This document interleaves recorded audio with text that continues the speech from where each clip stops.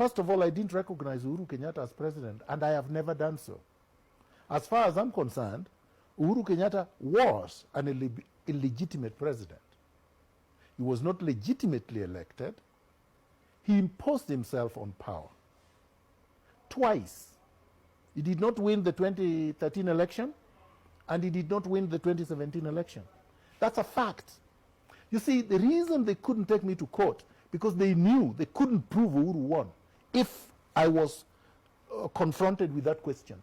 They could not bring that question to me because they knew I would be able to prove beyond any reasonable doubt that Uhuru Kenyatta was not a legitimate president. Okay. He was an imposter. He should be the one charged with treason.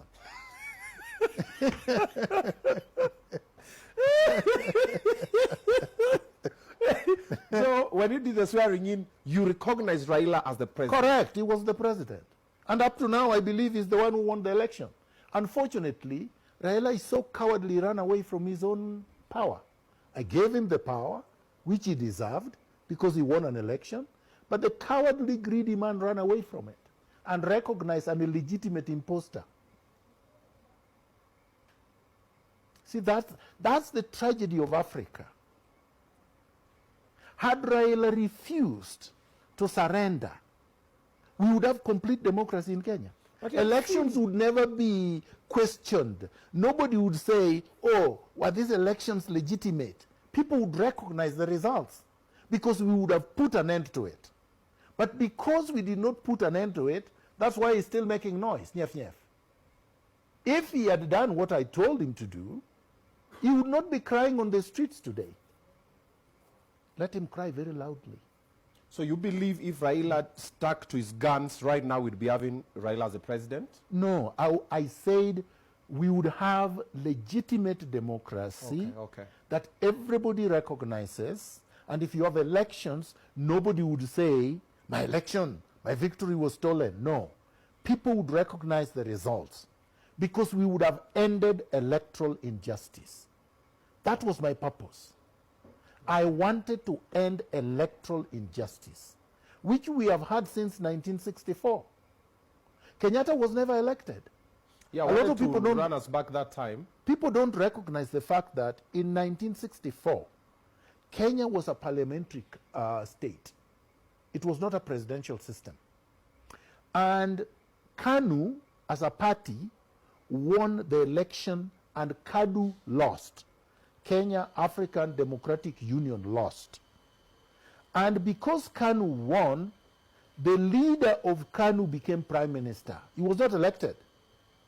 Kenyans elected KANU, not Kenyatta. The party. So once Kenyatta became prime minister, in 1964, he decided to transform himself into a president without an election. There was no election in 1964. There was no general election. And there ought to have been. That was the birth of tyrannical and democratic governance in Kenya.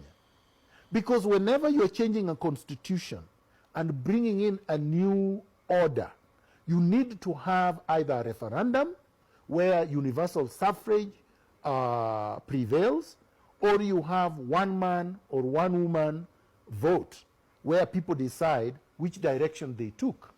But this did not happen. So Kenyatta, people woke up one day and Kenyatta was president. Then he decided through choreography with Jaramogi and Tom Mboya to create a one-party state. They made KANU cross the floor in parliament and join, KADU joined KANU. And they merged into one party called KANU. So Kenya became de facto one-party state. There was no opposition. That was the beginning of the problems. And it took us from that time up to 2002 to correct that situation. Once that situation was corrected, we should never have reverted back to where we were before. But we did.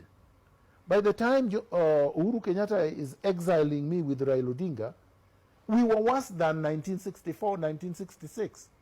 Because even though Jomo Kenyatta detained Jaramogi, banned KPU, and detained his colleagues, He never exiled them. He never told them, Jaramogi, you went to school in Makerere, therefore you are a Ugandan. He didn't say that. So, but look at what